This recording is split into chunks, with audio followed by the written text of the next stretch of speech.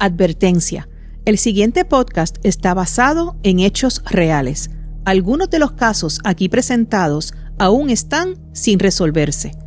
Todas las opiniones, conjeturas o hipótesis expuestas a lo largo de los episodios no constituyen en ningún caso acusaciones hacia los individuos mencionados. En los casos ya resueltos, este podcast comprende que los mismos se dilucidaron en el Tribunal de Justicia y no en la opinión pública. Hola criminautas, soy Silvia Batista. Gracias por estar aquí. Puedes vernos por GW5 Network, un canal de YouTube con una amplia oferta de podcast, desde deportes, temas de actualidad, arte, salsa, eventos y mucho, mucho más. Y recuerda, criminauta, puedes escucharnos a través de todas las plataformas de audio.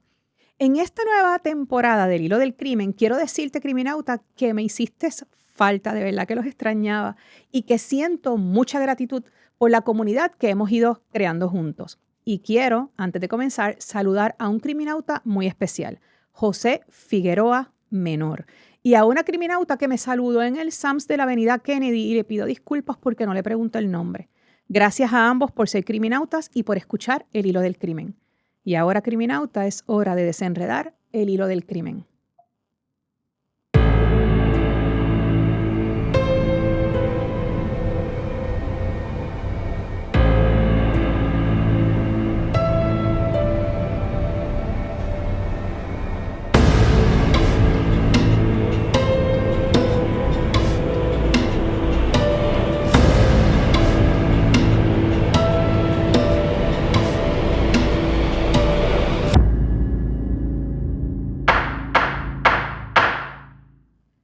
Aybonito, Puerto Rico. El sonido de un mazo, de un mallete al concluir un juicio, suele interpretarse como el final de una historia. Un jurado delibera, se lee un veredicto y para muchos la justicia ya habló. Pero no siempre es así. Hay casos en los que una decisión judicial no cierra una herida, sino que abre una nueva etapa.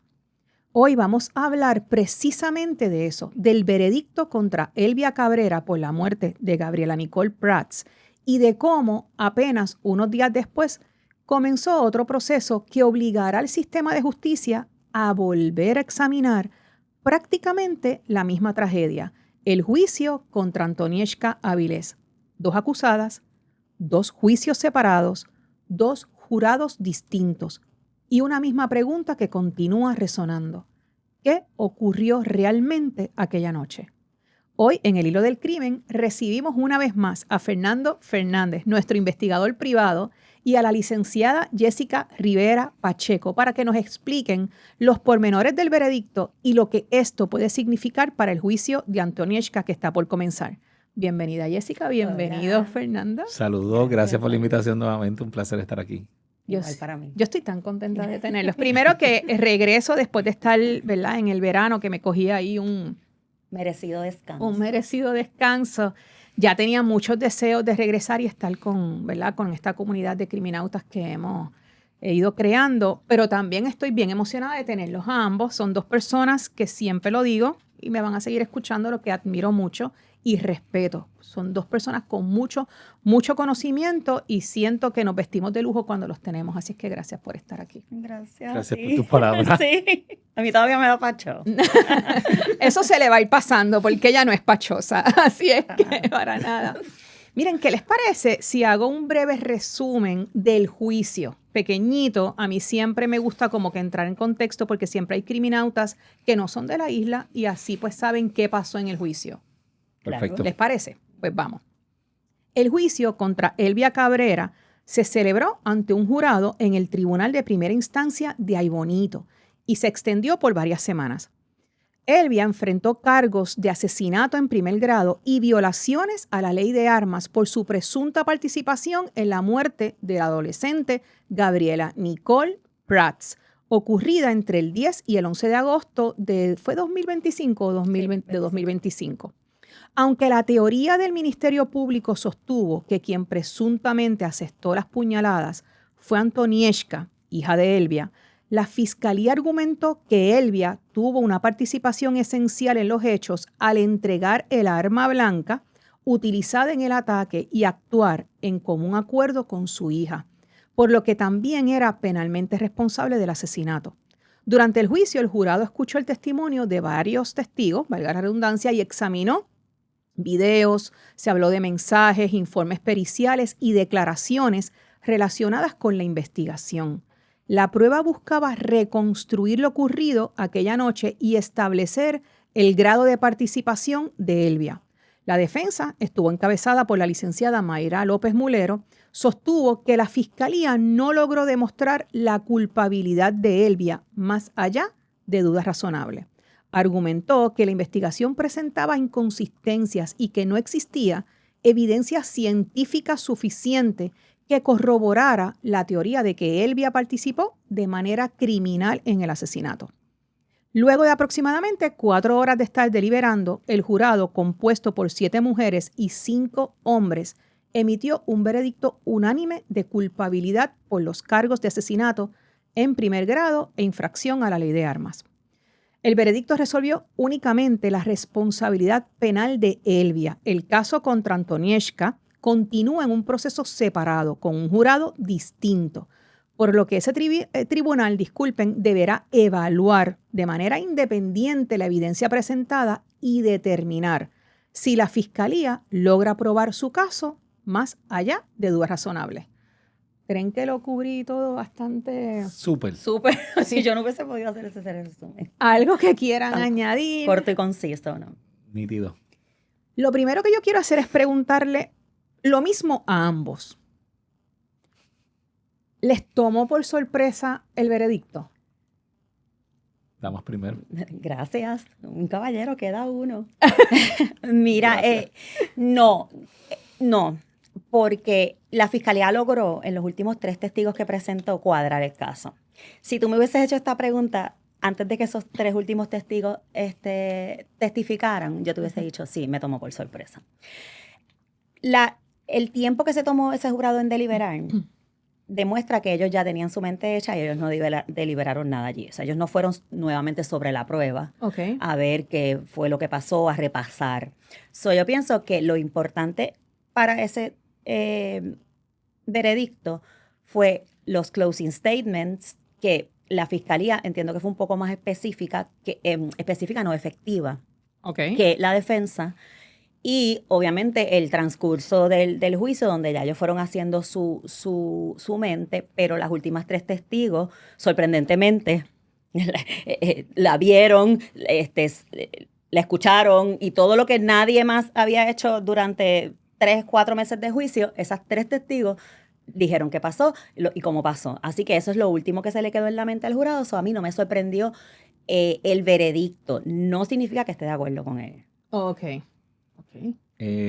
Concurro con la compañera en que apretaron en los últimos 3 testigos, pero en mi opinión y como investigador y perito forense, yo necesito un poquito más de certeza en el momento de pasar el arma. O sea, todo el mundo lo que decía era un objeto. Y cuando tú llegas a conclusiones por inferencias, en mi opinión personal, no sobrepasa la duda razonable. Me sorprendió enormemente que el jurado entró a deliberar y en 3 horas, incluyendo el almuerzo, porque quiero que sepan que se fueron, pidieron el almuerzo, o sea, tienen su almuerzo para esto, y en aproximadamente 2 horas, 2 horas y media, entendería yo, sin analizar más de 200 exhibits, sin ver ningún video. Yo sí puedo entender que ellos van haciendo su formación en su mente de cómo van viendo la cosa, y obviamente siempre en un show o en cualquier evento, a ti que tú estás observando, por ejemplo, un programa, tú estás viendo los momentos más importantes son el principio y el final. Eso es lo que a la gente se le queda.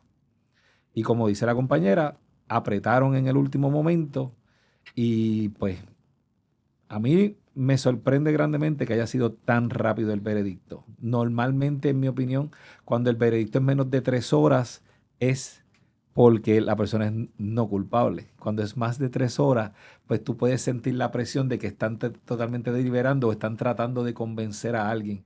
Pero que hayan entrado tan rápido y salido tan rápido, a mí me levanta mucha sospecha porque había muchos exhibits y pienso que no lo analizaron bien. Se fueron más emocional. Era un jurado que tenía un peso enorme. ¿Por qué? Porque todo el país estaba pendiente a eso. Y que ellos vinieran con un veredicto de no culpabilidad, ¿dónde hubieran quedado esas 12 personas? Pienso que la publicidad afectó mucho, así que, y no comparto la decisión porque en mi punto de vista forense, yo tengo que tener una metodología para llegar a una conclusión y para mí está incompleta. Jessica, voy a empezar contigo, ¿verdad? Para hacer preguntas. El jurado encontró culpable a Elvia. Desde el punto de vista legal, ¿cuáles crees que fueron las piezas de evidencia o los argumentos que entiendo que me dijiste ya que fueron esos últimos tres testigos? Fueron esos tres. Fueron esos tres testigos. Yo no pienso que hasta ese momento no habían conectado nadie, solamente Betsaida, pero los demás testigos que vinieron después de Betsaida, que es el principio, como el compañero dice, ella testificó bien al principio. Y todos los demás testigos impugnaron ese testimonio. O sea que ya al momento de llegar esos otros tres testigos, Betsaida ya estaba impugnada completamente. Uh-huh. Así que cuando llegan estas otras tres personas, primero la prima de ella es una jovencita, se identifica, ¿verdad? El jurado cuando la ve. ¿Podemos decir el nombre? Sí. Yalexi te refieres. Yalexi, sí. Okay. Esa niña testificó bien segura de que lo que ella vio allí fue lo que pasó y así lo dijo. O sea, no era más un relato de cuando tú dices, bueno, yo vi esto. Sí, ella testificó con mucha seguridad. Ella testificó como que diciendo, yo estoy segura que esto fue lo que pasó, fue ella, en otras palabras, ¿verdad? Obviamente con su relato. Que es lo más sospechoso que me parece, ¿verdad? De un testimonio que, tú sabes, cuando los policías dicen lo mismo, no, yo fui, lo paré y él tiró la bolsa de droga, era Plainview. Eso se llama un testimonio estereotipado. Uh-huh. Pues yo pienso que estos tres testigos estaban demasiado engrasados, se llama engrasado, ya lo he dicho antes aquí. No. Cuando preparan, nosotros siempre los abogados y los fiscales preparamos a nuestros testigos. Estas son las preguntas que yo te voy a hacer y la otra parte probablemente te va a tratar de impugnar con esto. Esta evidencia, este papel, cuando te lo presenten tú, pero obviamente siempre diciendo la verdad. Tiene que siempre ser la instrucción. Entonces, cuando tú comparas esos tres testimonios, primero no testificaron como los anteriores, la forma de testificar. O sea, que los prepararon diferente y fueron bien categóricos. Uh-huh. Y esa categorización en ese revolú que había allí, porque eso fue un motín, uh-huh, no va acorde con los testimonios anteriores de que en realidad yo vi esto, pero no pude ver, ellas vieron todo lo que necesitaban ver. Y inclusive esa niña dijo que habló con Elvia. Uh-huh. Entonces, por ejemplo, ella dice, me miró y me dijo, tú no viste nada. Porque Elvia supuestamente recogió algo del piso. Siempre fue algo del piso. Entonces, ese algo de momento le cabía en la mano a ella completo para que ella no viera lo que fuera y de momento medía 6 pulgadas. 6 pulgadas es 5 o así. 6 pulgadas, correcto. 5 o 6 pulgadas es así. Con tu mano ahí. Cierra, coge eso con tu mano. Esto aquí, cógelo. Trata de cogerlo de alguna manera. No va a sobresalir. Va a sobresalir lo que sea que tú tienes ahí. Entonces, en esa escena ya habían dicho allí que encontraron una bomba de asma, una peinilla, un no sé qué, y que todas esas cosas le pertenecían a la mamá de Gabriela y que se le devolvieron. Pues asimismo, la que testificó antes dijo que tiró la cartera de Elvia, pues se pudo haber salido cualquier cosa de la cartera, ella fue a buscar su cartera, recogió algo y lo metió. Esa es la duda razonable. Precisamente esa es la duda razonable. Sí, ella recogió algo, pero entonces no era el punzón que dijo la otra. Un punzón ya no mide, un punzón es otra cosa. Ya no mide 6 pulgadas, es de 1 pulgada de ancho. 1 pulgada de ancho. Entonces las heridas de la muchacha eran de media pulgada. Pues entonces, ¿en qué quedamos? O sea, hay mucha duda razonable, pero yo entiendo que el jurado, contestando tu pregunta, respondió a las emociones de los closing. El closing de la fiscal fue muy emotivo hizo un relato, y el relato que no presentó con la prueba, ella lo hizo en su closing. Es en lo que yo digo, lo que en su imaginación ella pensó que hizo con la prueba, lo dice, y lo dice en el closing, y el jurado eso es lo que escuchó a lo último. En mi caso, si yo hubiese sido la defensa, yo hubiese sido un poco más específica, no limitarme a decir, aquí hay dudas razonables. Es decir, mira, cuando esta señora dijo, que a los últimos 3 testigos que fueron los que me hicieron daño, a los otros yo los olvido. A esos últimos 3, que son de los que ellos se acuerdan y son de los que te están definiendo el caso, tú los coges pieza por pieza. Esta dijo que era un punzón, que medía, aquí no se preguntó a qué ella se refería con un punzón. Pues la definición de punzón es esto, y traigo un punzón, te lo enseño, esto es un punzón. O sea, esto no le cabe en la mano a nadie. ¿Ok?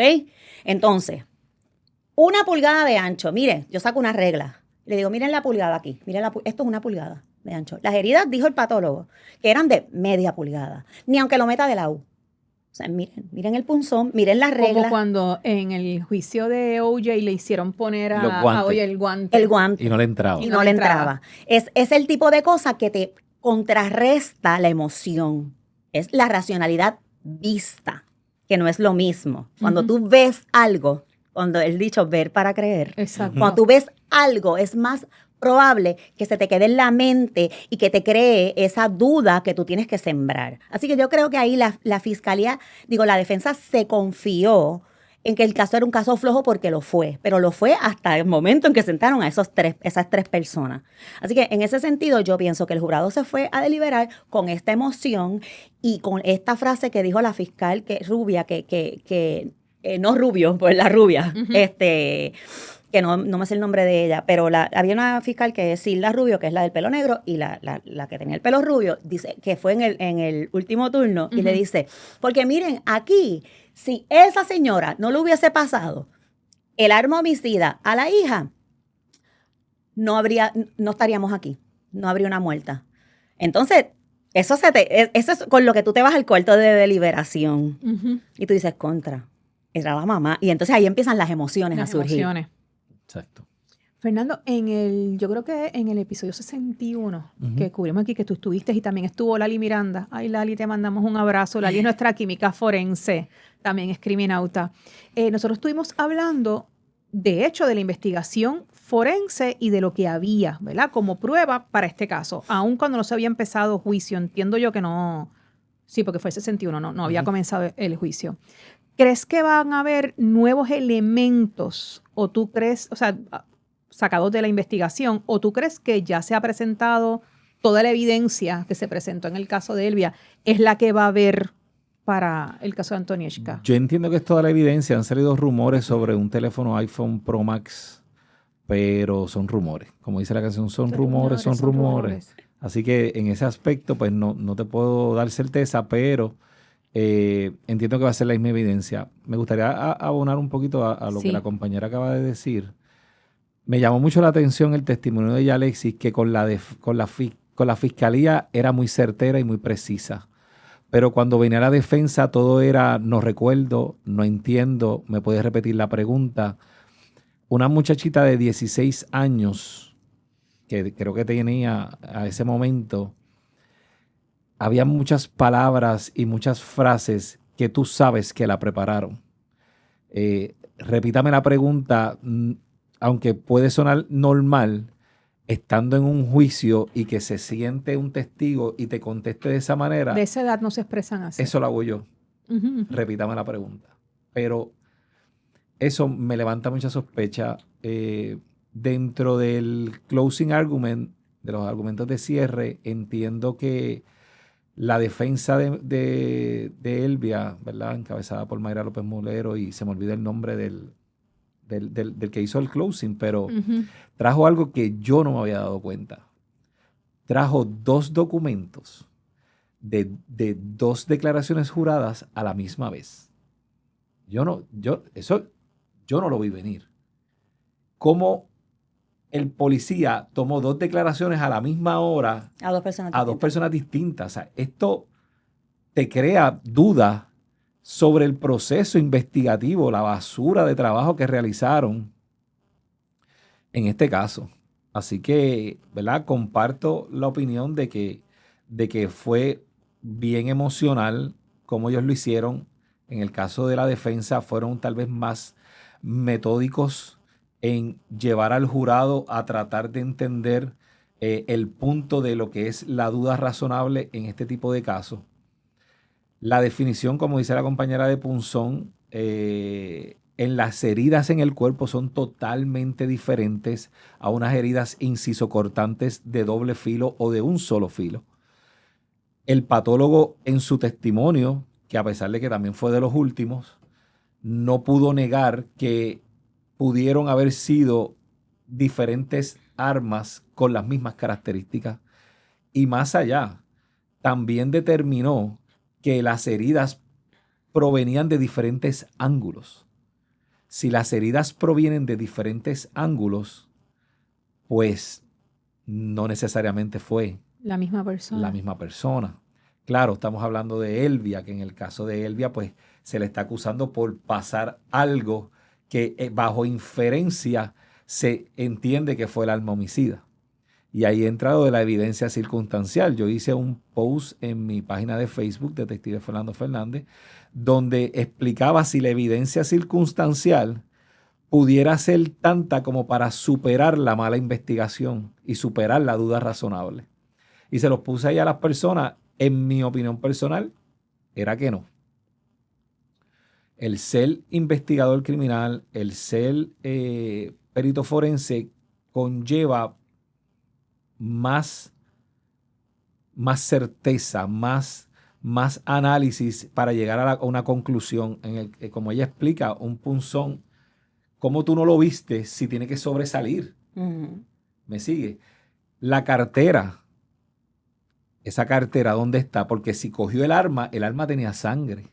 Y si tenía sangre, tenía que haber sangre dentro de la cartera.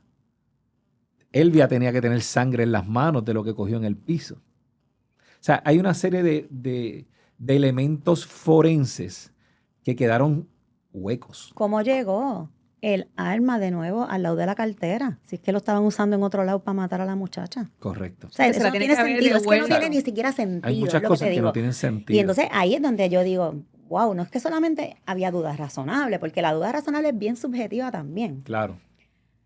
Es que no tiene sentido. Y el sentido común, que es el menos común de los sentidos, dice que por lo menos, mínimo, tenía que haber otra persona y otra arma. Punto. Entonces, ¿cuál fue el arma? ¿Y cuál fue porque entonces, de lo que él dice, el forense también dice, la profundidad de las demás heridas no es la misma que la herida que la mató, que llegó hasta traspasar el corazón. Eso lo habíamos hablado en el episodio anterior, de que solamente la herida, perdón que te interrumpí, Jessica, la herida mortal es la única que tenía, ¿verdad? Una profundidad que fue la que fue de izquierda a derecha, de abajo hacia arriba. De abajo hacia arriba y de del frente hacia atrás. La situación con esto es que hasta que ayer vi al patólogo en el instituto, los otros días lo saludé, pero hasta difiero de él porque hay muchos factores que influyen en la profundidad.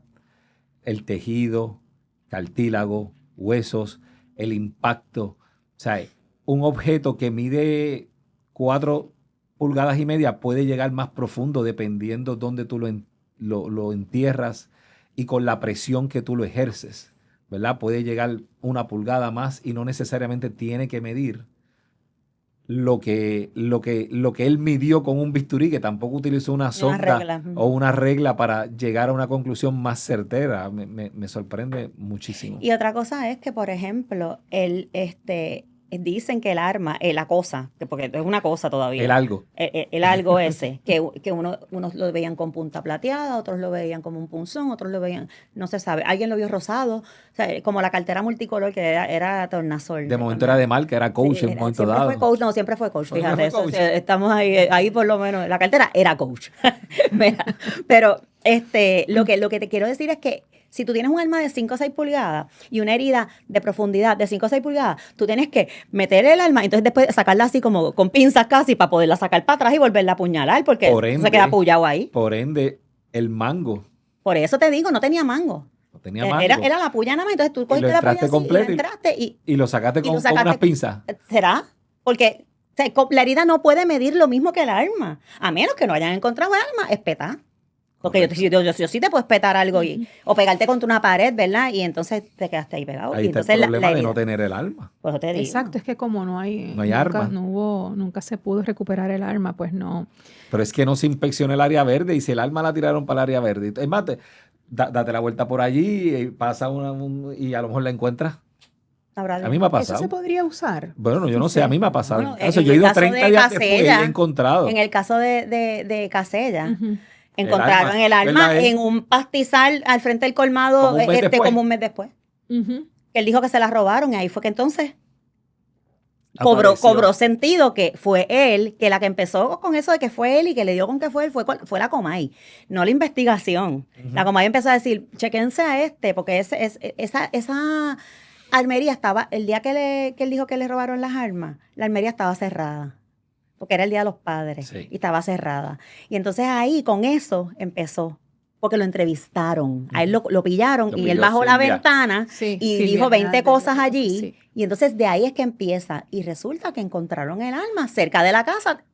Eso te prueba que tú puedes ir y tratar de volver a investigar. Ahora, eso le toca a la defensa, a los investigadores de la defensa. Porque ya la policía tiene su sospechoso, hizo su investigación.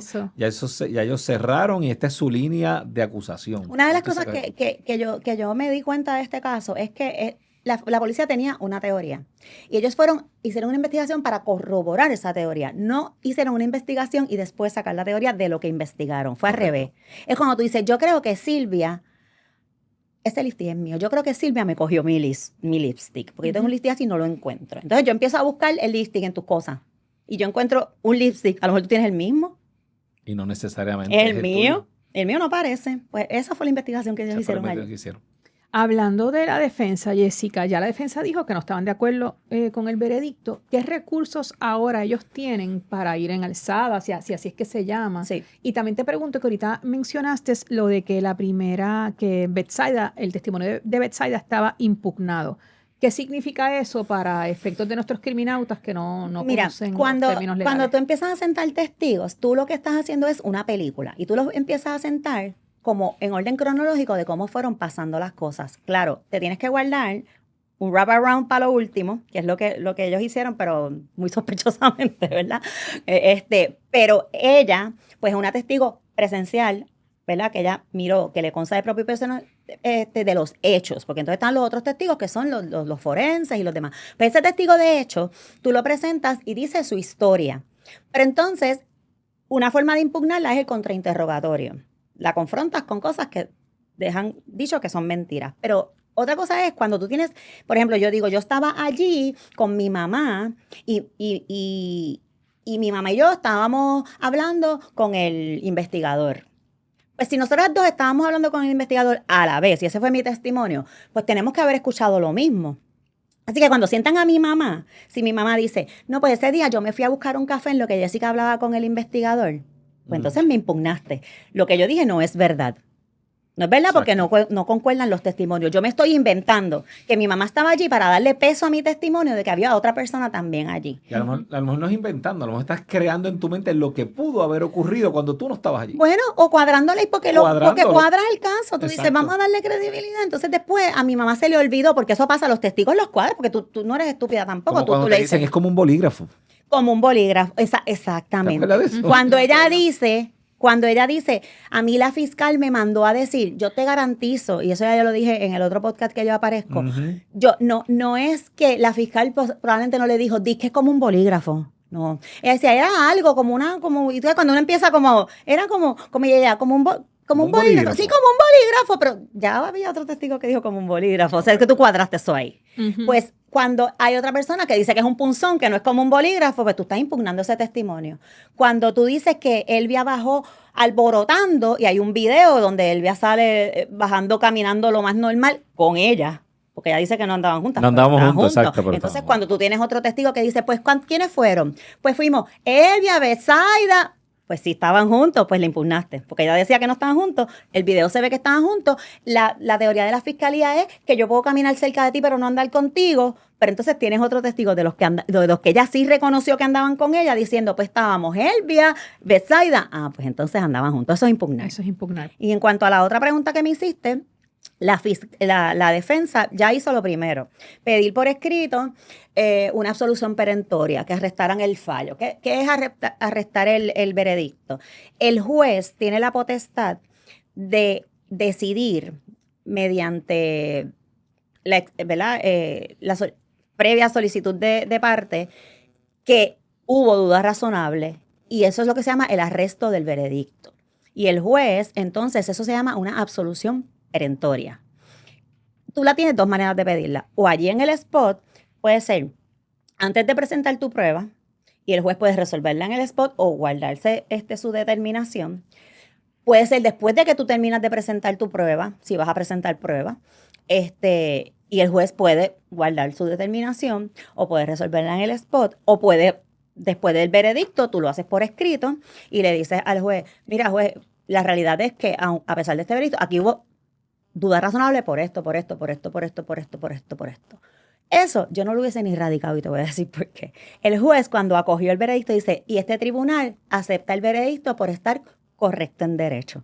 O sea que ya él emitió su opinión. Él piensa que eso está, de hecho, ellos lo radicaron y a los 20 minutos el juez salió con el no al lugar.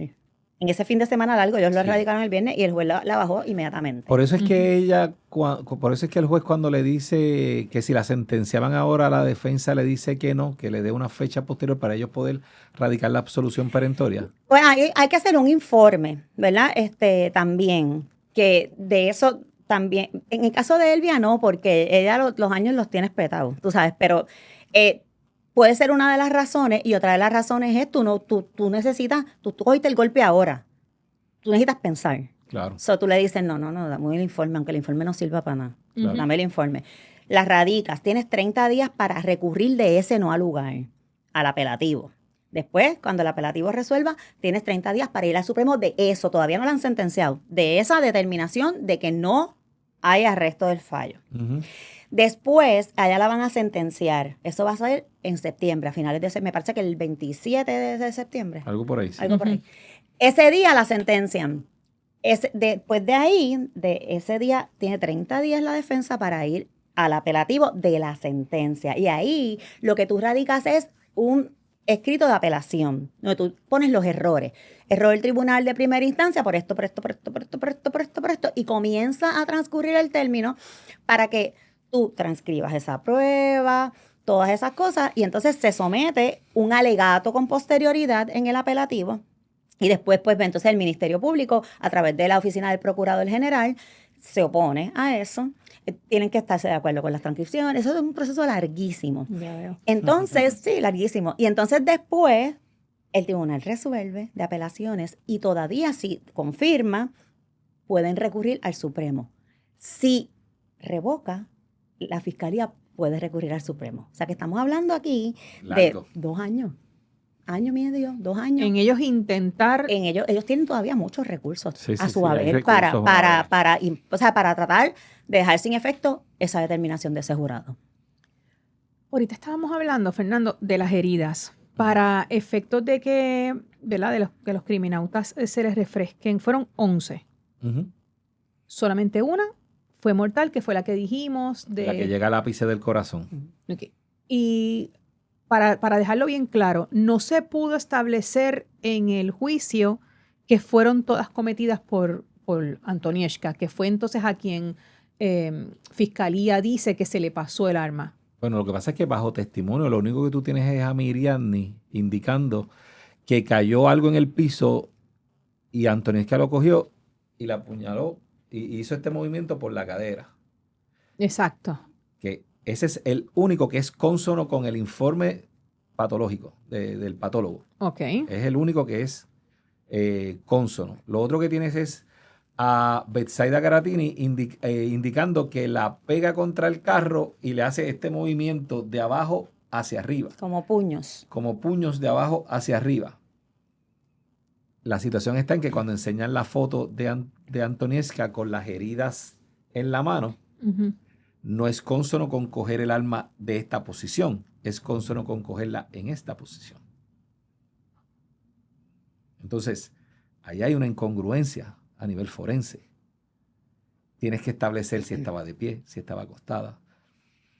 Nadie testificó que estaba pegada contra un carro. Solamente el testimonio impugnado de Bethsaida. Ese es un ejemplo, y lo menciono porque es un ejemplo de lo que me preguntaste. Un testigo que miró para el lado porque venía un carro en el momento crítico y también se viró a fumar. Ella decidió en ese momento que era un buen momento para tú ponerte a fumar porque estaban apuñalando a tu sobrina, porque ella era la tití de todos. Exacto. O sea, son testimonios que son un tanto increíbles. Jessica, ahora comienza, ahora comienza el juicio de Antoniewska, que se sabe, ¿verdad?, que parte de los mismos hechos. ¿Por qué el veredicto contra Elvia no determina automáticamente el resultado ¿verdad?, de este segundo juicio? Mira, primero que nada, son dos procesos distintos. Aunque es la misma acusación, son desde puntos de vista de actores distintos. A Elvia la ponen pasando un arma y a Antoniewska apuñalando a la muchacha. O sea, lo que los elementos del delito se tienen que probar de otra manera, aunque sea la misma prueba. Tú vas a intentar probar, aunque sea con la misma prueba, otra cosa. Tienes 12 personas distintas, ¿verdad? Tienes otros abogados distintos. Tienes un juez distinto. ¿Qué significa esto? Que puede haber diferencias en la admisibilidad de la prueba que se presente, aunque sea la misma. Que pueden haber más contradicciones con los testigos porque hay una declaración adicional, que es la del juicio de Elvia. Que antes no había. Que ya antes no había. Sí, porque había declaración jurada. Declaración jurada, vista preliminar de las dos. No voy a decir, pero hubo dos vistas preliminares. Y ahora el juicio, que ese. Y ahora el juicio, esa es nueva, eso es prueba pero nueva. Pero se puede hablar del juicio de Elvia. Claro. ¿Sí? Esos son manifestaciones anteriores. Claro que sí, sobre los hechos. Tú puedes hablar de eso y puedes hablar de eso. Y que si se lo dijo alguien en la cantina del hospital, tú puedes traer a la señora a la cantina. Un problema de admisibilidad que menciona la compañera es, por ejemplo, que el juez no quiso admitir unas expresiones realizadas por Antoniewska por escrito que decía: mi mamá no tuvo nada que ver, mi mamá y mi hermano. De eso salió en las redes, eso yo lo vi. Eso y otra cosa, entonces bajo la misma regla de exclusión de la prueba, el juez entonces admite unas expresiones de Elvia de tú no viste nada. Pero ¿y quién podía? Pero no podías contrainterrogar a Elvia. Claro. Tampoco. Ni Antoniewska, ni a Elvia. Tiene derecho a permanecer callada. Entonces, pues ahí, o sea, hay muchas cuestiones de admisibilidad. Pues a lo mejor el otro juez permite esa. Y hay otra cosa bien importante. La propia fiscalía dijo: si no hubiese sido porque esa señora le pasó el cuchillo a su hija, aquí no hubiese habido crimen. Pues entonces Antoniewska no tenía intención de cometer un crimen. Eso lo van a traer. ¿Entiendes? Eso yo lo traería. Asistencia legal, yo lo traería. No claro que no. Yo esperaría que no. Yo lo traería. Eso sería, o sea, desde mi opening statement, yo estaría ya machacando con eso. Porque el Ministerio Público es uno. No es que aquellas fiscales tienen una teoría y estos tienen otra. El ministerio, o sea, el pueblo es el pueblo. Acuérdate que esa tienen una historia. Tienen una historia. Claro. Ven acá, Jessica. A ella se le está acusando, estoy hablando ahora de Antoniewska, de asesinato en primer grado. Se presenta el juicio. El jurado puede venir, porque ella hasta ahora está por jurado. Eso es otra pregunta que te voy a hacer más adelante. Ellos pueden decir, el jurado puede decir, no es asesinato en primer grado, pero sí atenuado. Si se le dan las instrucciones. Okay. Si se le dan las instrucciones de atenuado, que en el caso de Elvia no se dieron las instrucciones de cooperador. Y yo entiendo que debieron haber dado las instrucciones de cooperador. No se dieron, ni se dieron las de segundo grado. Se dieron las de atenuado. Se dieron las de atenuado y se dieron las de asesinato en primer grado, que es la acusación. Y eso a veces la defensa lo hace como que yo me voy con todo o nada. Y como el caso estaba tan flojo, se fueron por el todo o nada. Y la fiscalía siempre radica por primer grado, aunque sepa que sea... Que eso, yo le digo eso, ser un esmayado. Siempre lo hacen. Yo siempre lo digo. Siempre lo hacen. Mira, yo no sé si tú porque te recuerdas. Esto es un atenuado en cualquier liga. Yo no sé si tú te recuerdas, un asesinato que hubo en Estados Unidos, un policía a un hombre de tez negra lo pega contra el piso, yo no me acuerdo el nombre del señor, del acusado, y lo mata, lo asfixia. ¿Te acuerdas de eso? hecho, me lo han pedido. Ese viene pronto, que tengo un criminauta que me ha pedido pues el caso ese caso, la fiscalía radicó por segundo grado y todo el mundo estaba histérico. Pero para eso es un asesino. Y dice, no, es que para yo probar la intención a un agente del orden público es bien difícil porque el tipo sí mostró resistencia. Lo que pasa es que lo tenías dominado, tenías que soltarlo. Pues en el momento tú pudiste haber excedido la fuerza y eso es sin querer. Claro. Y ese es el segundo grado. ¿Ves? La negligencia, sin querer. Lo maté. Eso no lo podemos saber. Pero yo me garantizo una convicción. Pero aquí no, aquí todos quieren ir por primer grado. Yo le digo siempre van por primer grado. Y otra cosa que siempre se ha dicho, que me lo han comentado los abogados, la compañera no tiene que decirlo, por favor, pero es lo que me comentan a mis abogados, que en Ay Bonito todos los jueces tiran para fiscalía. O sea, a favor de la fiscalía. Si todos los abogados criminalistas que trabajan allí me han dicho a mí eso, que los jueces tiran a favor de fiscalía, pues entonces, ¿qué le conviene al abogado defensor? Vámonos por jurado, porque el juez, aunque pudiera tener más conocimiento del derecho aplicado tal vez sobre la ley y sobre la criminalística, pero si siempre me tira para allá, pues me estoy corriendo un riesgo, porque es uno. Acá son 12, yo tengo que convencer a uno de 12. Lo que pasa es que allá en Ay Bonito, por ejemplo, el juez del caso de Elvia había sido fiscal, y es que tú aprendes como a pensar de una manera. Correcto. Entonces, no es que deliberadamente el juez diga, prefiero la fiscalía. Es que tu forma de pensar ya está formada desde el punto de vista del Ministerio Público. Entonces, por eso es que los tienden a favorecer. No es que... Pero eso es lo que se rumora. Sí, ¿verdad? no, claro. No es... Siempre hay estos rumores. De hecho, la gente cree que no, y esto no es un tabú. Esto uno lo dice. Cuando tú te sientas a evaluar un caso, una de las preguntas que tú te sientas... ¿Quién es el juez? ¿En qué sala cayó? Punto. Y ya tú más o menos tienes una idea. Y eso es en casos civiles. Puedes armar. Y eso es en casos civiles y en casos de lo que sea. Y cuando a ti te cambian el juez en medio de un caso, hay veces que yo llamo a mis clientes como que los invito a beber. ¿Sabes? Nos cambiaron el juez y nos pusieron a esta. ¿Sabes? Olvídate, yo me pongo bien feliz. Una historia ya del tú perfil sabes. de ese juez. Exacto.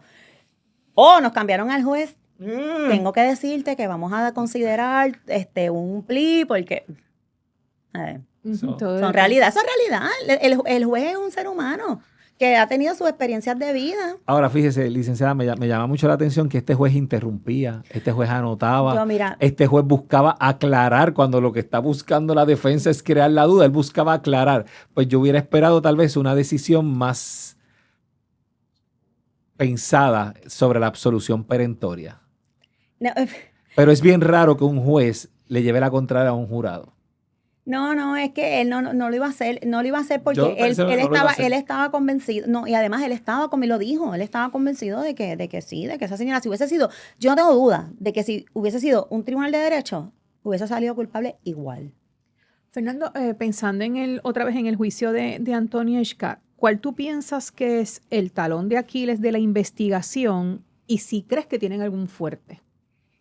Bueno, en el proceso investigativo fue malísimo. O sea, yo no encuentro manera de atribuirle que tengan algo fuerte en la investigación porque no tienen pelo, no tienen fibra, no tienen ADN. Todo esto está basado en testimonio y sabemos que los testimonios son maleables. En el sentido de que pues, se supone que en el momento de la declaración sea el momento más fresco y si tú como investigador no hiciste las preguntas correctas, por ende ese testimonio va a ser vago. Pues entonces, o es vago desde el arranque o empezaste a añadirle cuando te fueron a entrevistar, cuando pasaste las diferentes... O sea, yo no le veo nada. Inclusive la parte de tomar los objetos y devolvérselos a la persona sin tan siquiera hacerle prueba de ADN, prueba de huella. ¿Qué objetos? Los que encontraron en la grama. Lo que yo mencioné ahorita, que se los devolvieron a la mamá. El inhalador, una peinilla, unas pinzas, se los devolvieron a la mamá. ¿Eran de esos? Ella dijo que eran míos y se los devolvieron. Pero es que tú no entregas una evidencia. ¿Y qué haces eso ahí? Y menos una evidencia que la retrataste, que la autenticaste, que la echaste, la embalaste, ¿sabes? Que es parte, que está en foto. ¿cómo tú le entregas si todavía no ha terminado el proceso investigativo y no ha llegado ni al juicio todavía? Uno de los testimonios es que estando allí, el pobre policía que fue a cubrir la escena solito allí con él y con la Virgen, sí, porque lo mandaron solo, él con Dios. Un carro. Una señora, es que yo me tengo que ir. Ah, pues cómo no, sí, nos vemos, bye. Y la dejó sacar un carro de la escena. Y después, uno de los testimonios decía que la pegaron contra un carro. ¿Contra qué carro? Contra ese carro. Con el que se llevaron. Eso yo creo que lo hablamos. ¿Entiendes? Eso es duda razonable. Eso es parte de la investigación. Tú tienes que proteger. Tienes que proteger la escena. De verdad que yo no le veo salida. Ahora, lo que sí es interesante y es que ya tú tienes un veredicto del que facilita el arma. Por ende, ese jurado que venga, si ya escuchó todo esto, que todo el mundo lo ha escuchado, porque este podcast se ve aquí, se ve en todas partes y otros más, y las noticias han corrido. Este caso ha sido literalmente mundial. Pues ya Antonieshka, para efectos del jurado, tiene el arma en la mano. En la mano. Y cuando tú tienes el arma en la mano, ¿qué es lo que queda? Pues cometer el acto. Y tienes a una testigo que indica que la apuñaló en el área de la cadera. Pues yo no le veo más. Si con eso, con menos que eso, encontraron culpable a Elvia, pues es altamente probable que también un jurado emocional va a encontrar culpable a Antonieshka, sin tan siquiera asestar la herida mortal. Ahora yo le digo a Antonieshka la ninja de las puñaladas, porque apuñaló acá, en 15 segundos, porque todo pasó muy rápido. Todo pasó muy rápido. Yo hice un análisis de eso y una sola persona se hubiera tardado aproximadamente de 12 a 40 segundos y múltiples personas se hubieran tardado de 8 a 15 segundos. Sí, es que hay una diferencia. Mucho tiempo. ¿Me entiende? Entonces, qué cosa que en un evento tan caótico nadie estaba mirando exactamente, porque eso es lo que es un evento caótico donde hay muchas cosas ocurriendo en diferentes sitios y tu atención no está hacia algo. Pero ahí es donde tú te das cuenta que los testimonios son preparados, déjame no decir inventados, ¿verdad? Porque no voy a decir inventados, pero bien moldeados, porque por ejemplo, ¿por qué Betsaida insiste que eran dándole como puños? Porque lo lógico es que si yo veo que te están apuñaleando, yo voy a ir para allá a tratar de que no te sigan apuñalando, sobre todo si es alguien al que yo puedo dominar físicamente, que es una muchachita, yo soy una señora. Entonces, pues claro, dice, ellos están peleando, están dando puños, pues yo me voy a fumar un cigarrillito. Y fíjate, y lo interesante de esto es que nadie vio el color de la cartera, nadie vio el objeto, pero en el momento clave ella veía la punta. La puya, ajá. Entonces, ¿cómo ves la punta? Y no ves el color de la cartera. Y no ves el color de la cartera, que es más grande, porque la cartera era como así. Uh-huh. Y ese color no lo viste.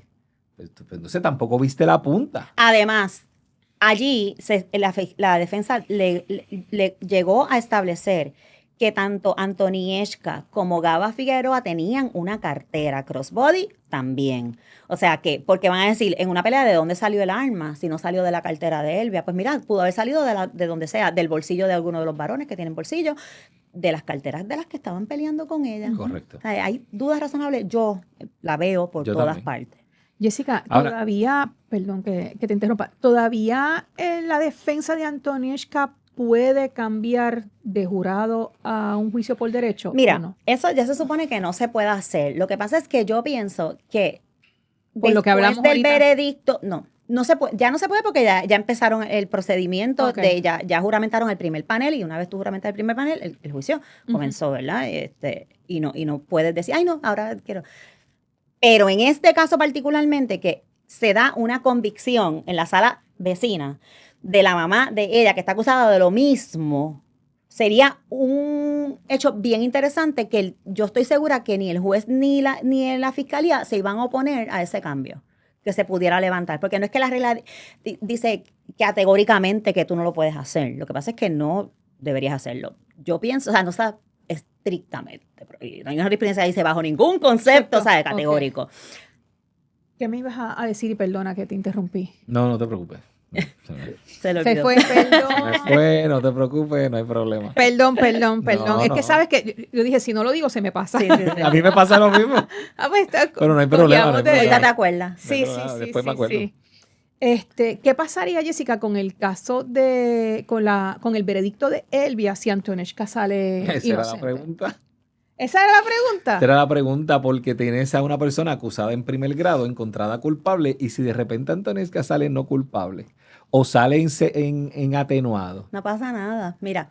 No, pero es una incongruencia Claro. del sistema, porque entonces, ¿cómo una persona va a cumplir por algo en su totalidad 99 años versus una persona que a lo mejor cumple 2, 3 años, porque el atenuado, como ser menor, si más no me equivoco, como eres menor, lo que la van a meter es en una institución juvenil hasta los 21. No, ella está siendo juzgada como adulta. Sí, pero la pena es como adulta también.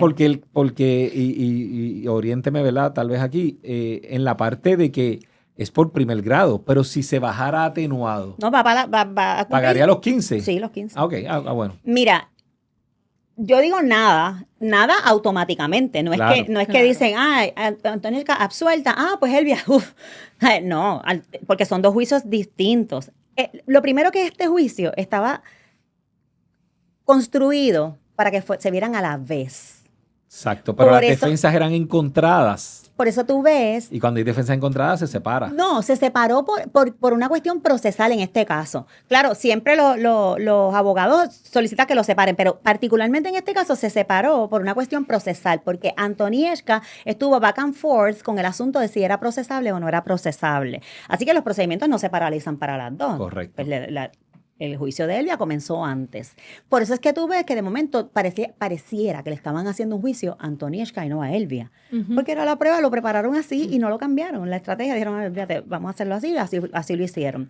Entonces, cuando lo que pase con Antonieshka, si no es culpable por asesinato en primer grado, pues lo que tiene Elvia a su haber, otra oportunidad más de plantear en el tribunal, mira, tribunal, esto no tiene sentido, por lo menos celebrame un nuevo juicio, que esa es entonces la alternativa, que ella gane ese planteamiento y diga, ¿cómo es posible que yo cometí el primer grado? Si yo soy la cooperadora, claro, no se hicieron las intenciones de cooperar, hay muchos errores en este caso. Errores, entonces, obviamente, eso es lo que van a plantear y probablemente, con mucha probabilidad, van a concederle un nuevo juicio. Entonces, se le concede el nuevo juicio y pues tienen que celebrar el otro juicio con otro jurado, con otra. Entonces veremos a ver qué pasa. Pero la contestación es automáticamente, no pasa absolutamente nada. Una cosa no tiene que ver con la otra. A nivel forense te puedo decir, investigativo, que yo hice un listado. No lo tengo aquí, pudiera tratar de buscarlo. Pero está en mi página de Facebook, está en una de las publicaciones. Yo logré listar 250 errores, inconsistencias e incongruencias a nivel investigativo y forense. Y te las nombro una por una. Del caso. De este caso, 250. Lo tengo como en 6, 7 páginas porque hice 2 columnas y se puso que si esto, lo otro. Eso es lo que yo te digo que yo hubiese traído. Pero eso es a nivel investigativo. Eso es lo que yo te dice que a nivel legal una tablita hay así, otros. yo hubiese hecho en mi closing. Para que el jurado... En mi closing. Eso de ver para y esa frase que le acaba de decir, a mí me paró los pelos. 200 errores a nivel investigativo. Wow, eso por lo menos te siembra algo aquí de que 200 errores, no 3 errores o 4 errores que a lo mejor para mí no fueron errores. De esos 200 incongruencias, inconsistencias y errores. Yo, por lo menos, de 200, uno por lo menos, yo los quiero saber. ¿Cuáles son? Entonces tú te sientas y deliberas y miras la prueba. Eso fue una prueba muy extensa y dividida en días dispersos. O sea que es... Y otra cosa es, había un jurado sustituto. Cuando tú eres el jurado sustituto, tú estás allí, pero tú no estás tan pendiente como los otros porque tú eres el sustituto. Y la instrucción es, tú tienes que estar igual de pendiente porque acuérdate que tú eres el sustituto y si tienes que sustituirte, pero nadie piensa, número uno, que ni lo van a sustituir. Y número dos, es como en los deportes. ¿Sabes? Cuando tú eres la reserva, tú estás allí como que chilling. Y si te entran, tú como que, ay, no calenté. Sí. Exacto, pues más con eso. Por lo menos el jurado sustituto mínimo tenía que haberse sentado a leerse algo que fuera. Para mí, deliberaron demasiado rápido y no revisaron nuevamente la prueba, tenían su mente hecha. Claro, yo no estoy diciendo que los jurados erraron o no erraron. Yo estoy diciendo desde mi perspectiva que hay demasiados errores e incongruencias en la prueba que se presentó que no debieron haber traído un veredicto de culpabilidad, por lo menos no en el momento tan rápido que se hizo. porque ellos deliberaron 3 horas y algo. Sí, que fue muy poco el tiempo. Fue muy poco el tiempo, no da tiempo. O sea, son 12 personas hablando y consultándose cosas. O sea, habían 2 cargos, un cargo de armas y el cargo de asesinato en primer grado, y había otro cargo más que ahora no me acuerdo cuál era. Son 3 cargos. O sea, en lo que 12 personas discuten eso, pasaron las 4 horas, a grandes rasgos, ¿tú sabes? Sí. Fernando, en esa misma línea de los errores de investigación, la vez pasada que estuviste aquí, que estuvimos sobre este caso, yo creo que hablamos de que Antonieshka le entregó a uno de los agentes de investigación la ropa que no era, que ya no estaba, no era la que tenía puesta la noche de los hechos. Me parece, si no, en algún momento tú y yo lo hablamos. Sí. ¿Eso se puede corregir para este nuevo juicio o eso ya se perdió? Eso está ahí, porque el problema es que el agente investigador tenía una orden de registro y allanamiento. Yo soy el agente investigador, llego con la orden, vamos a registrar aquí. ¿Por qué? Porque yo sé lo que estoy buscando, y si no sé lo que estoy buscando, yo voy a investigar para encontrar. Yo no llego para preguntar, dame la ropa que tenías ese día. Yo no tengo que cooperar con tu investigación. Eso está establecido hace tiempo. O sea, yo no tengo que cooperar contigo en tu investigación. Yo lo que no puedo es obstruirte tu investigación. Pues, ¿qué yo hago? Pues tú me estás pidiendo algo, esto es lo que yo me acuerdo que yo tenía y te lo doy. Que puede levantar sospecha de que el que no tiene hecha no tiene sospecha, ¿por qué no diste la ropa que tienes que dar? Pero es que no está en la obligación. Entonces ahí entramos con la situación de que es una mala investigación. El mismo perro. El perro estaba marcando un closet. Había una lavadora prendida. O sea, de ese closet no sacaron nada. No sacaron nada. ¿Dónde está tu intuición investigativa? Tienes un perro marcándote ahí y no buscas. Tienes una lavadora prendida y no la detienes y no investigas y te dedicas a preguntar. Entonces no habían hecho la investigación, porque ellos tenían que ver los videos. Después es que se percatan de que esa no era la misma ropa. Igual que los videos. Yo no cogí esos videos de la casa de la señora esa porque ella me dijo que no estaban grabando.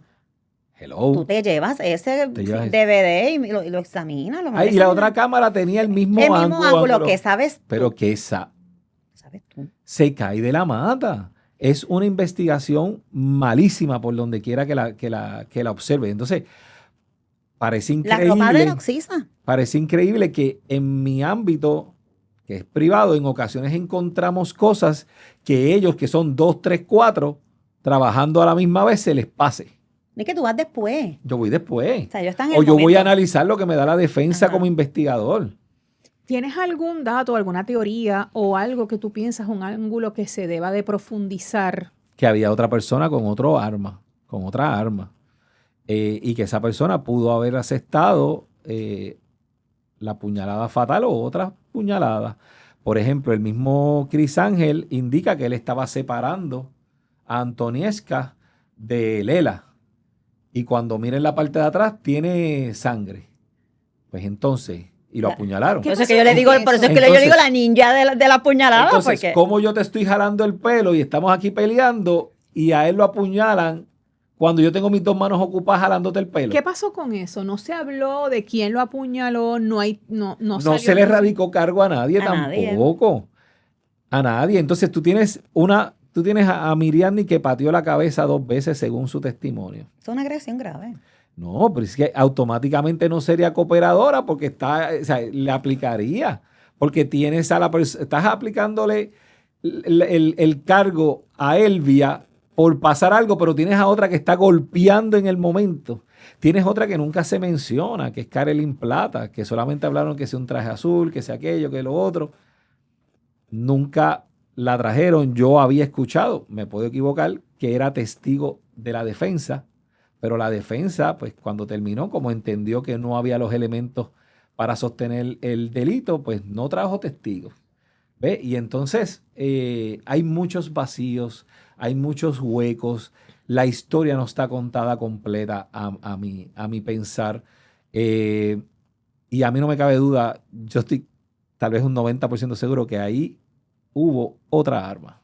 Yo pienso lo mismo. Y otra cosa que también me llama muchísimo la atención es que todo el mundo dice que vieron a Antonieshka, que separaron a Antonieshka, que yo cuando vi a Lela corrí para donde Lela y estaba tiesa. Pero es que el rigor mortis no aparece en 15 segundos, ni en 2 minutos, ni 1 minuto, ni de aquí a que tú entregues una cartera y la tires contra la grama. El rigor mortis se tarda por lo menos 40 minutos, Eso una hora. Parte de tal vez del cuadro del testimonio. Y entonces ella está tiesa, ya dice, está tiesa y blanca. O sea, esa niña llevaba muerta allí por lo menos 40 minutos. Y fría. Esa niña llevaba muerta mínimo media hora. Muerta. No hace sentido. No tiene sentido. No hace sentido. Falta. Entonces, otra cosa que hoy, tú no puedes decirle a un muchacho, a tu hijo, en el colmado, jalarlo así y decirle, sin que alguien te grabe y lo ponga en las redes. Eso yo iba a decir. Y diga, mira esa mamá maltratando al hijo y de momento viene servicio social y yo lo regañé con porque... video. Con video y todo. Y con video. Entonces aquí nadie tiene un video de la pelea, porque al principio era una pelea de jovencita. Pues eso es lo primero que tú grabas. Y más si son hermanas, que tú dices, ¿sabes? Porque es un chiste para esas personas, ¿entiendes? Entre ellos. Entonces no hay un video. Ay, por favor. No hay nadie. Eso es bien increíble. Y aquí hemos pasado por alto algo. Se llevaron el carro de la mamá. Y hay uno que se fue de viaje. O sea, que hay uno que se fue de Puerto Rico. ¿Se llevan el carro de quién? Se roban el carro. De Lisandra. De Lisandra. ¿Y quién se lo roba? Los mismos fue. muchachitos que estaban allí. Yo lo que pasa es que...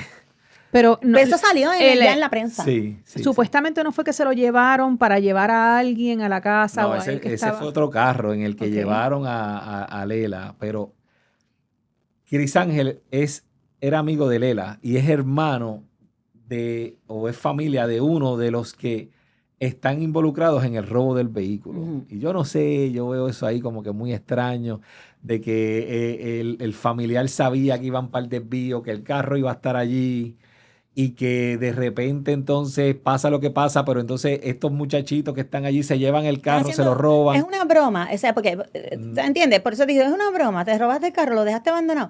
O sea, ¿para qué? ¿Por qué? Esas preguntas no están contestadas, pero están en el testimonio. Porque es que si no estuvieran en el testimonio, en la prueba que se pasó, si nadie hubiese hablado de eso, pues ¿qué importa? Y a nadie le radican tampoco por eso, ni la agresión a Chris Ángel no la han radicado a nadie. O sea, cuando tú miras esto desde cualquier ángulo, tú lo que estás viendo es una fiscalía tratando de acusar y encontrar culpable a alguien para apaciguar las masas. Y muy rápido, los asesinatos no prescriben. Tú lo vas a radicar por primer grado, eso no prescribe. Tienes toda la vida para investigar. Para hacer una buena investigación. Cómo la ropa que esa niña tenía puesta la mandan a decomisar, el policía la manda a decomisar en el hospital. Eso es absurdo. ¿Qué es eso? Eso es absurdo. Eso es lo primero. Ley de transferencia. O sea, mira. Todo lo que los perpetradores tienen que haber dejado en allí la ropa. Algo. Estaba rota. O sea, esa ropa la rompieron, o sea, la rasgaron. Pero ¿cómo la vas a desechar si es evidencia? Y el policía le dijo a la doctora del hospital que dispusiera con la ropa como... Conforme al reglamento del hospital. Del hospital. ¿Qué es eso? Antes de continuar con este episodio, quiero compartirles algo muy personal. El Hilo del Crimen es un proyecto completamente independiente. Detrás de cada episodio hay muchas horas de investigación, lectura de expedientes, entrevistas, producción y edición, con un solo propósito: contar estas historias con el rigor, el respeto y la profundidad que se merecen. Si este espacio les ha acompañado, les ha hecho reflexionar o sienten que aporta valor, hoy existe una manera sencilla de ayudarnos a seguir creciendo. Abrimos nuestra comunidad en Buy Me a Coffee. Su apoyo nos permitirá continuar investigando y producir nuevos episodios. No se preocupen, el Hilo del Crimen seguirá siendo gratuito. Este es simplemente un espacio para quienes desean formar parte de esta comunidad y ayudarnos a que este proyecto continúe. Si desean apoyarnos, encontrarán el enlace en pantalla y en la descripción de este episodio, porque detrás de cada caso hay una historia y detrás de cada historia hay una comunidad que hace posible seguir investigando. Gracias por escuchar, por compartir cada episodio y sobre todo por ser parte del Hilo del Crimen. Regresamos aquí con ustedes. Yo les quiero también aclarar a los criminautas que aquí estamos bien claros y bien conscientes que la única víctima fue Gabriela Nicole Prats. Cuando estamos analizando tanto la investigación como lo legal, los recursos, el veredicto, el juicio, no estamos tratando de quitar responsabilidad ni en Elvia ni en Antonieshka. Estamos levantando cuestionamientos de si fueron todas las personas que estuvieron involucradas y de cómo se dan los procesos de investigación y los procesos legales con el fin de que todos tengamos la garantía de que en el caso de que mañana sea un familiar suyo o sea alguien cercano a usted, se den los debidos procesos de ley y se nos garantice un juicio imparcial y justo, y que también nuestros agentes, nuestra policía, tengan los recursos necesarios para hacer investigación. Esto lo hemos tocado en otros episodios, ¿verdad? Y cuando hablo de recursos, hablo no solamente de equipo, hablo de adiestramiento, de personal, porque de hecho lo hablamos, Fernando, en el episodio pasado, que la agente, o fue contigo, que la agente que primero llamaron para investigar el caso, estaba en el hospital investigando, creo que un choque. 40 horas sin dormir.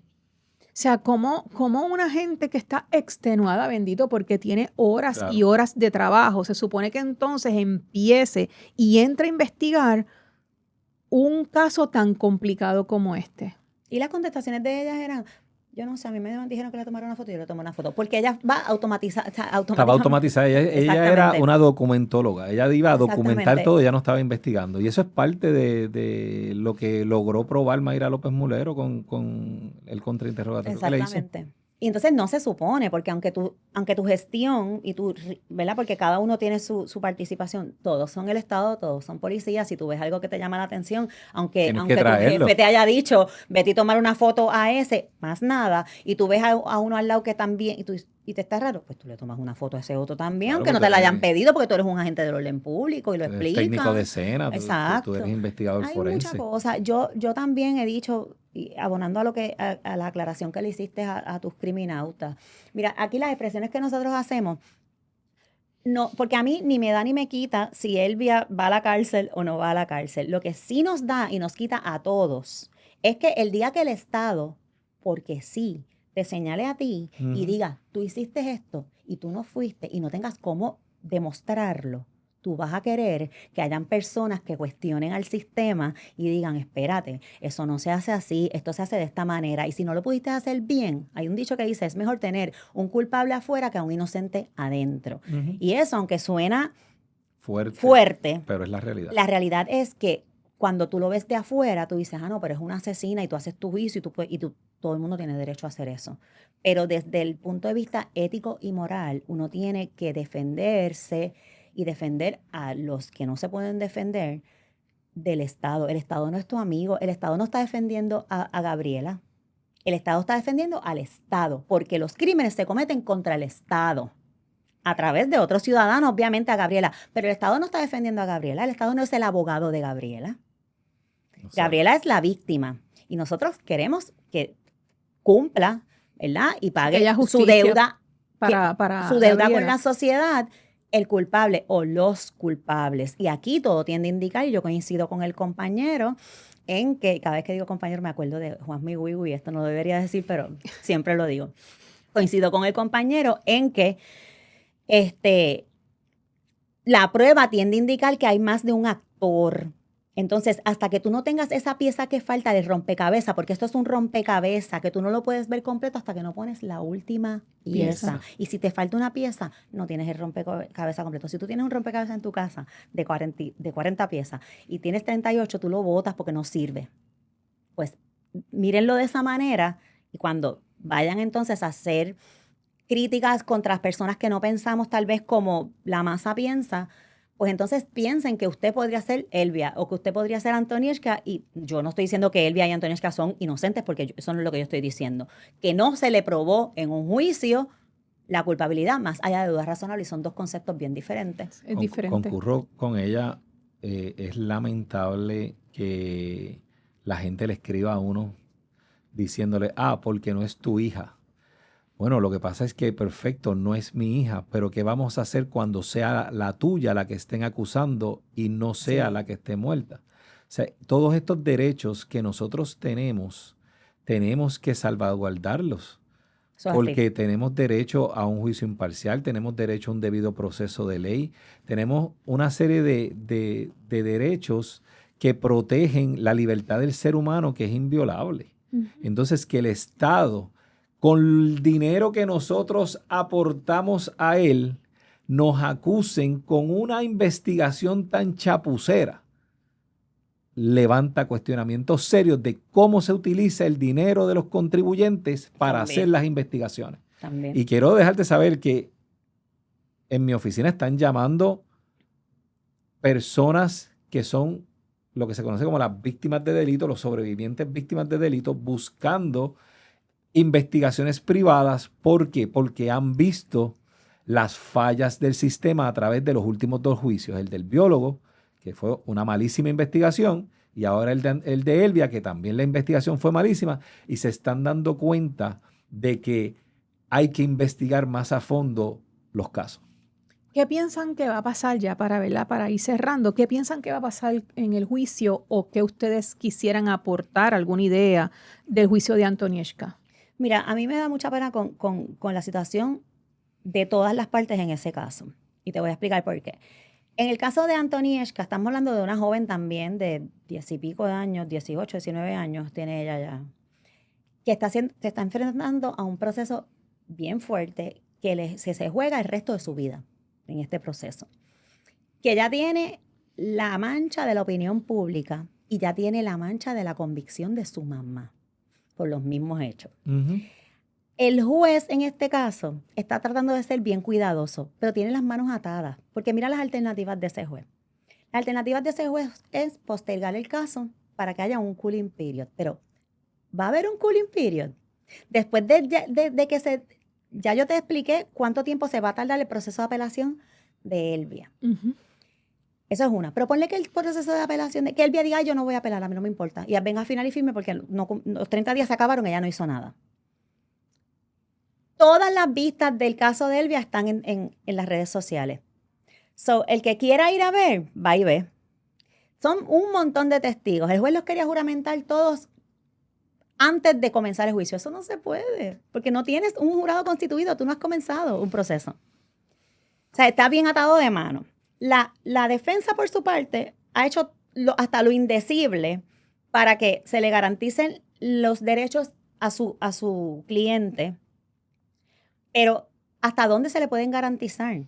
Porque si lo ve, como él dice, por el Tribunal de Derecho, tú estás renunciando a una determinación de un jurado, no porque tú crees que tú quieres que el juez lo vea, es porque tú dices, Dios mío, el jurado me va a pasar por la piedra, porque eso no es una renuncia voluntaria. Aquí todo el mundo tiene las manos atadas. La fiscalía también, porque la fiscalía ya, los errores que se cometió en el caso de Elvia tienen que ser muy cuidadosos de no cambiar nada de lo que se pasó allí, porque me cambiaste entonces. Adiós, pero espérate un momento. O sea, aquí todo el mundo, este juicio es bien lamentable que tenga que ocurrir bajo estas circunstancias, y la realidad es que todas las medidas que existen hoy en día para evitar eso ya están obsoletas, porque en el momento en que empezamos a transmitir los juicios que se convirtieron en públicos, pero no porque tú fuiste allí y lo viste como era antes y te acuerdas, y por eso existe el cooling period, pues se te olvida. Y después no sale más, eso no lo hay ya. Entonces, ahora están, todo el tiempo los algoritmos te sigues, aunque a ti no te importe, te sale porque la gente habló de eso o tú lo sigues a él y entonces, y tú dices, ese caso no me importa, pero ya lo seguiste a él habló de eso y te va a salir. Entonces, no hay manera. ¿Qué quiere decir esto? Que la legislatura, las escuelas de derecho, los juristas, los constitucionalistas sobre todo, deben sentarse entonces a pensar en maneras nuevas y ajustadas a los tiempos en que estamos viviendo para proteger a los ciudadanos. Antes, si tú cambiabas el juicio de región, ya era suficiente. Era suficiente. Ahora no, el Internet sobrepasa. Pero el Internet sobrepasa eso. Te lo puedes llevar a África. y verlo en África con los elefantes y los leones allí. Y pueden saber quién es Elvia, quién es Antonieshka, qué pasó en este caso y lo otro. O sea, que ya esas protecciones no son suficientes. Esa jurisprudencia habría que atemperarla. No es la jurisprudencia, es la legislatura. Ley. Es la legislatura, que entonces tiene que sentarse con los constitucionalistas a ver cómo podemos ajustar a los tiempos de ahora a la realidad, porque ya esto comenzó y esto no va a parar. Los juicios televisados, ya no se llama, eso no va a parar. Es lo que pasa, igual que con la inteligencia artificial, igual la gente se puede quejar, pero ya eso no va a parar, se va a poner peor. Y entonces, eso es lo que hay que ir pensando. Y por eso es que entonces nosotros tenemos la responsabilidad. Yo como abogada tengo una responsabilidad. Yo como abogada soy una funcionaria del tribunal. Yo soy una funcionaria, aunque yo tengo mi oficina privada, una funcionaria pública, en el sentido de que yo tengo una responsabilidad ética de hacer estos señalamientos y llamar a las autoridades, ¿verdad?, que se encargan de eso, porque yo no soy legisladora, pero y a los estudiosos, a los profesores, las escuelas de derecho, para mover esa investigación a que se atemperen las reglas a los tiempos, porque ya no son efectivas. ¿Y tú? Mira, a nivel investigativo, a nivel forense, la defensa de Antonieshka tiene un reto grande. Te explico por qué. Tienen que buscar llenar los huecos de qué fue lo que ocurrió, para que entonces haya otra perspectiva del caso. Pero si vienen con lo mismo, pues entiendo que el resultado va a ser el mismo. Y a mí, pues, como dice la compañera, no es que yo piense que son inocentes, es que necesito que sea probado. Que alguien te conteste, que alguien te convenza, que te convenza de que me contesten las preguntas a nivel forense investigativo de qué fue lo que pasó allí. Entonces, yo no sé si lo saben, pero tengo entendido que a Soledad Sáez le dicen la catedrática. O sea, usted no se duerma con la defensa de asistencia legal. No, los mejores abogados son excelentes. De los mejores abogados salen de allí. Sí. Mira, ella le dicen, por lo que me dijo a mí un abogado, le dicen la catedrática no por solamente el año, porque es maestra en derecho, enseña o ha enseñado. O sea, estamos hablando de que, aunque parezca ilógico, tienen que buscar tal vez un sospechoso alternativo de que sea el que dio la puñalada, porque tú lo que tienes a Antonieshka dando la puñalada en la cadera. Y ahí te voy a hacer otro señalamiento con lo que él está trayendo, y es de las cosas que me preocupan. Tú acabas de decir una verdad, y esa verdad lo que hace es cambiar el peso de la prueba a la acusada. Y el peso de la prueba de un caso de asesinato lo tiene el Estado. Y lo que él está diciendo es verdad. Pero ¿qué entonces tiene que hacer ella? Ya el caso está aprobado. Buscar un sospechoso alternativo. Y pasar prueba. El acusado no está acusado, no está obligado a pasar prueba. Y en este caso la carga está del obligada. Estado. O sea, cambiaron el peso de la prueba. Y eso es una de las consecuencias. No se me vayan todavía. Para pensar. Solemos pensar que un veredicto marca el final de una historia. Sin embargo, en el sistema de justicia, cada persona responde por sus propios actos, bajo la prueba presentada en su propio juicio. Quizás la mejor forma de respetar tanto a las víctimas como al debido proceso de ley sea recordar que la búsqueda de la verdad requiere escuchar toda la evidencia antes de llegar a conclusiones. Y me pregunto, y te pregunto, criminauta, ¿puede una sociedad acompañar a las víctimas mientras al mismo tiempo protege el derecho de cada acusado a un juicio justo e imparcial? Pero hay algo más.